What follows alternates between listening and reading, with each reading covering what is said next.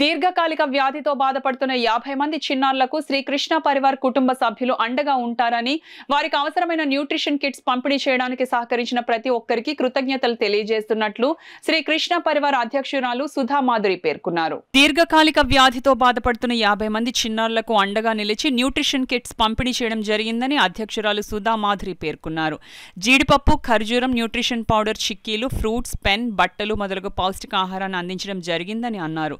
ఈ కార్యక్రమంలో Pallam Raju, Sai Krishna, RK Prasad, Lakshmi, Vijaya, Bhudevi, Surya, Padma, Indu, Rajeshwari, Gauri, Rani, Seethamalakshmi, Alivelu, Subha, Bhadravathi, Aditya, Sriram rainbow children's home అధ్యక్షులు Lakshmi Nagendra, hope for change స్వచ్ఛంద సేవా సంస్థ వైస్ ప్రెసిడెంట్ చిన్న మాతరాజు, వైఆర్జీ సంస్థ సభ్యులు మాలతి, సంధ్య, రమ్య, సాయి, ధన తదితరులు పాల్గొన్నారు.